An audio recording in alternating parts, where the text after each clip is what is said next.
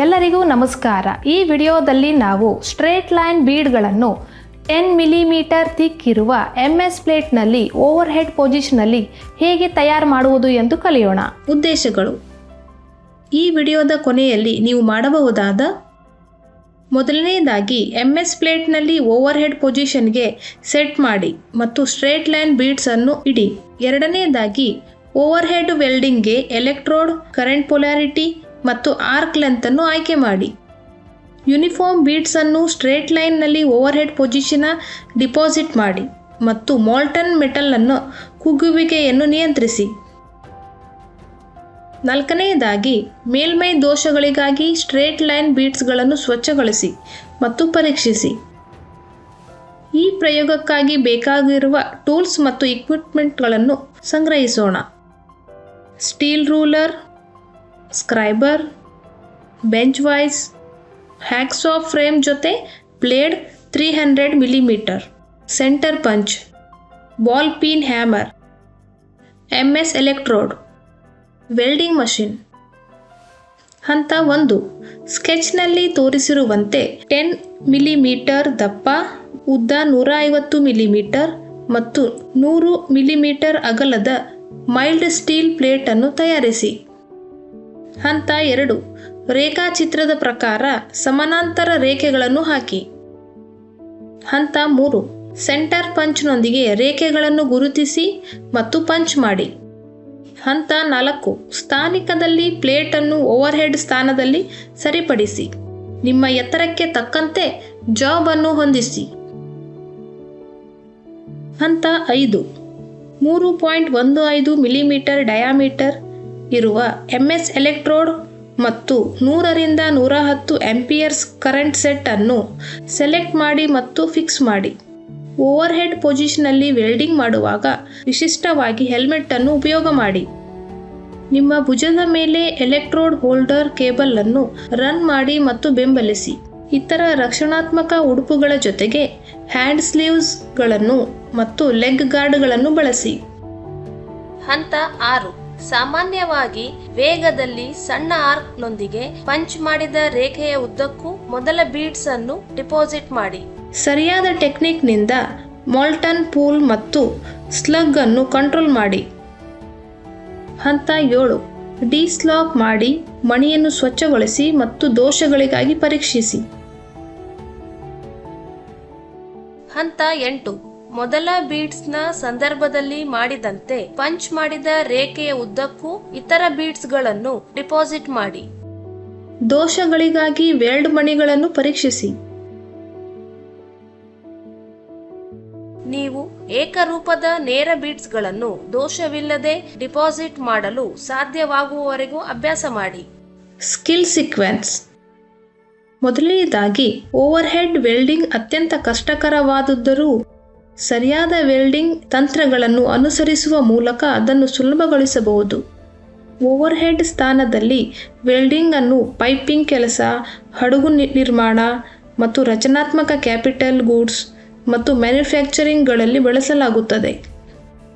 ಸ್ಕ್ರೈಬರ್ನೊಂದಿಗೆ ಸಮಾನಾಂತರ ರೇಖೆಗಳನ್ನು ಗುರುತಿಸಿ ಮತ್ತು ಮಧ್ಯದ ಪಂಚ್ನೊಂದಿಗೆ ರೇಖೆಯನ್ನು ಪಂಚ್ ಮಾಡಿ. ಎರಡನೆಯದಾಗಿ ಓವರ್ ಹೆಡ್ ಸ್ಥಾನದಲ್ಲಿ ಕೆಲಸವನ್ನು ಹೊಂದಿಸುವಾಗ ಪಂಚ್ ಲೈನ್ನೊಂದಿಗೆ ಜಾಬು ನೆಲಕ್ಕೆ ಎದುರಾಗಿರಬೇಕು.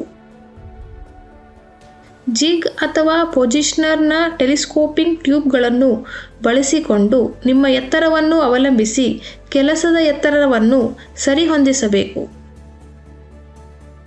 ಕರಗಿದ ಲೋಹದ ಸಣ್ಣ ಕಣಗಳು ಮತ್ತು ಸ್ಪ್ಯಾಟರ್ಸ್ಗಳು ಓವರ್ ಹೆಡ್ ಸ್ಥಾನದಲ್ಲಿ ಬೆಸುಗೆ ಹಾಕುವ ಸಮಯದಲ್ಲಿ ಜಾಯಿಂಟ್ನಿಂದ ಕೆಳಗೆ ಬೀಳುತ್ತವೆ ಮತ್ತು ಈ ಬಿಸಿ ಕಣಗಳಿಂದ ನಿಮ್ಮನ್ನು ನೀವು ರಕ್ಷಿಸಿಕೊಳ್ಳುವುದಕ್ಕಾಗಿ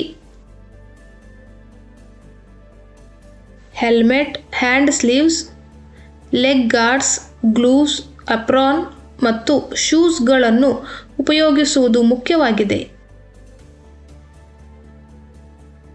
ಮೂರನೆಯದಾಗಿ ಈ ಸ್ಥಾನದಲ್ಲಿ ಕೇಬಲ್ನ ತೂಕದ ಕಾರಣದಿಂದಾಗಿ ಕೈಯನ್ನು ಕೆಳಕ್ಕೆ ಎಳೆಯಲಾಗುತ್ತದೆ. ಈ ಕಾರಣದಿಂದಾಗಿ ನಿರಂತರವಾಗಿ ಶಾರ್ಟ್ ಆರ್ಕ್ ಅನ್ನು ನಿರ್ವಹಿಸುವುದು ಕಷ್ಟವಾಗುತ್ತದೆ. ಕೇಬಲ್ ಅನ್ನು ಭುಜದ ಮೇಲೆ ಇರಿಸುವ ಮೂಲಕ ಇದನ್ನು ಕಡಿಮೆ ಮಾಡಬಹುದು. ನಾಲ್ಕನೆಯದಾಗಿ 3.15 ಮಿಲಿಮೀಟರ್ MS ಎಲೆಕ್ಟ್ರೋಡ್ ಬಳಸಿ ಮತ್ತು 100 ರಿಂದ 110 ಆಂಪಿಯರ್ ಪ್ರವಾಹವನ್ನು ಹೊಂದಿಸಿ. ಫ್ಲಾಟ್ ಪೊಸಿಷನ್ಗೆ ಬಳಸುವುದಕ್ಕಿಂತ 10 ಆಂಪಿಯರ್ ಕಡಿಮೆ ವಿದ್ಯುತ್ತನ್ನು ಹೊಂದಿಸಲಾಗಿದೆ, ಏಕೆಂದರೆ ಗುರುತ್ವಾಕರ್ಷಣೆಯ ಎಳೆಯುವ ಪರಿಣಾಮವನ್ನು ಕಡಿಮೆ ಮಾಡಲು ಸಣ್ಣ ಮಾಲ್ಟನ್ ಪೂಲ್ ಅನ್ನು ನಿರ್ವಹಿಸಲು ಬಹಳ ಮುಖ್ಯ. 5ನೇದಾಗಿ ಎಲೆಕ್ಟ್ರೋಡ್ ಅನ್ನು ಬೇಸ್ ಮೆಟಲ್ ಮೇಲ್ಮೈಗೆ 90 ಡಿಗ್ರಿನಲ್ಲಿ ಮತ್ತು ವೆಲ್ಡ್ ದಿಕ್ಕಿನಲ್ಲಿ 5 ನಿಂದ 15 ಡಿಗ್ರಿನಲ್ಲಿ ಹಿಡಿದಿಡಬೇಕು. ಓವರ್ ಹೆಡ್ ವೆಲ್ಡಿಂಗ್ ಗಾಗಿ ನೀವು ವೆಲ್ಡಿಂಗ್ ಎಲೆಕ್ಟ್ರೋಡ್ ಅನ್ನು ಲಂಬದಿಂದ 5 ರಿಂದ 10 ಡಿಗ್ರಿ ಕೋನದಲ್ಲಿ ಹಿಡಿದಿಟ್ಟುಕೊಳ್ಳಬೇಕು. ಇದರರ್ಥ ಎಲೆಕ್ಟ್ರೋಡ್ ಪ್ರಯಾಣದ ದಿಕ್ಕಿನಿಂದ ಸ್ವಲ್ಪ ಹಿಂದಕ್ಕೆ ತೋರಿಸಬೇಕು. ಓವರ್ ಹೆಡ್ ಅನ್ನು ವೆಲ್ಡಿಂಗ್ ಮಾಡುವಾಗ ನೀವು ಸಾಮಾನ್ಯವಾಗಿ ಹತ್ತುವಿಕೆಗೆ ಬೆಸುಗೆ ಹಾಕಬೇಕಾಗುತ್ತದೆ. ಇದರರ್ಥ ನೀವು ಗುರುತ್ವಾಕರ್ಷಣೆಯ ಬಲದ ವಿರುದ್ಧ ಎಲೆಕ್ಟ್ರೋಡ್ ಚಲಿಸಬೇಕು. ಜಾಯಿಂಟ್ ಕೆಳಗಿನಿಂದ ಮೇಲಕ್ಕೆ ಹೋಗಬೇಕು. 6ನೇದಾಗಿ ಶಾರ್ಟ್ ಆರ್ಕ್ ಅನ್ನು ಬಳಸಿಕೊಂಡು ನೀವು ಗುರುತ್ವಾಕರ್ಷಣೆಯ ಬಲವನ್ನು ಯಶಸ್ವಿಯಾಗಿ ಜಯಿಸಬೇಕು. ಪಂಚ್ ಮಾಡಿದ ರೇಖೆಯ ಉದ್ದಕ್ಕೂ ಮೊದಲು ಬೀಡ್ಸ್ ಅನ್ನು ಡಿಪಾಸಿಟ್ ಮಾಡಿ. ಗುರುತ್ವಾಕರ್ಷಣೆಯ ಪರಿಣಾಮವನ್ನು ಕಡಿಮೆ ಮಾಡಲು ಬಹಳ ಸ್ಮಾಲ್ ಮಾಲ್ಟನ್ ಪೂಲ್ ಅನ್ನು ನಿರ್ವಹಿಸಲು ಕಾಳಜಿಯನ್ನು ತೆಗೆದುಕೊಳ್ಳಬೇಕು. 7ನೇದಾಗಿ ಕರಗಿದ ಲೋಹವನ್ನು ಪ್ರವೇಶಿಸಿದಂತೆ ಕರಗಿದ ಸ್ಲ್ಯಾಗ್ ಅನ್ನು ನಿಯಂತ್ರಿಸಲು ಇದು ಸಹಾಯ ಮಾಡುತ್ತದೆ. ಕೆಲಸದ ತುಣುಕಿನ ಅಂತ್ಯದವರೆಗೆ ಡಿಪಾಸಿಟ್ ಮಾಡುವುದನ್ನು ನಿರಂತರವಾಗಿ ಇಡಿ. 8ನೇದಾಗಿ 2ನೇ ಮತ್ತು ನಂತರದ ಮಣಿಗಳನ್ನು ವೆಲ್ಡ್ ಮಾಡಲು ಅದೇ ವಿಧಾನವನ್ನು ಪುನರಾವರ್ತಿಸಿ. 9ನೇದಾಗಿ ಬೀಡ್ಸ್ಗಳ ಏಕರೂಪತೆ, ಅಂಡರ್ ಕಟ್ಗಳು, ಸ್ಲ್ಯಾಗ್ ಸೇರ್ಪಡೆಗಳು, ಬ್ಲೋ ಹೋಲ್ಗಳು ಮುಂತಾದ ಮೇಲ್ಮೈ ದೋಷಗಳಿಗಾಗಿ ವೆಲ್ಡ್ ಅನ್ನು ಪರೀಕ್ಷಿಸಿ. ರೀಕ್ಯಾಪ್: MS ಪ್ಲೇಟ್ ಅನ್ನು ಓವರ್ ಹೆಡ್ ಪೊಸಿಷನ್ ನಲ್ಲಿ ಸ್ಟ್ರೇಟ್ ಲೈನ್ ಬೀಡ್ಸ್ ಗಳನ್ನು ಹೇಗೆ ಹೊಂದಿಸುವುದು, ಓವರ್ ಹೆಡ್ ವೆಲ್ಡಿಂಗ್ಗೆ ಎಲೆಕ್ಟ್ರೋಡ್ ಕರೆಂಟ್ ಪೊಲಾರಿಟಿ ಮತ್ತು ಆರ್ಕ್ ಲೆಂತ್ ಅನ್ನು ಸೆಲೆಕ್ಟ್ ಮಾಡುವುದು ಹೇಗೆ ಎಂದು ನಾವು ಚರ್ಚಿಸಿದ್ದೇವೆ. ಯೂನಿಫಾರ್ಮ್ ಬೀಡ್ಸ್ ಅನ್ನು ಸ್ಟ್ರೇಟ್ ಲೈನ್ ನಲ್ಲಿ ಮತ್ತು ಓವರ್ ಹೆಡ್ ಪೊಸಿಷನ್ ನಲ್ಲಿ ಡಿಪಾಸಿಟ್ ಮಾಡಿ ಕರಗಿದ ಲೋಹದ ಕುಗ್ಗುವಿಕೆಯನ್ನು ಮತ್ತು ಮಣಿಗಳಿಂದ ಸ್ಲ್ಯಾಗ್ ನಿಯಂತ್ರಿಸುವುದು. ಮೇಲ್ಮೈ ದೋಷಗಳಿಗಾಗಿ ನೇರ ರೇಖೆಯ ಮಣಿಗಳನ್ನು ಸ್ವಚ್ಛಗೊಳಿಸಿ ಮತ್ತು ಪರೀಕ್ಷಿಸಿ. ಈ ವಿಡಿಯೋವನ್ನು ವೀಕ್ಷಿಸೋದಕ್ಕಾಗಿ ತುಂಬ ಧನ್ಯವಾದಗಳು. ದಯವಿಟ್ಟು ನಿಮ್ಮ ಬೋಧಕರ ಸಹಾಯದಿಂದ ಇದನ್ನು ಪ್ರಾಯೋಗಿಕವಾಗಿ ಮಾಡಿ. Happy learning.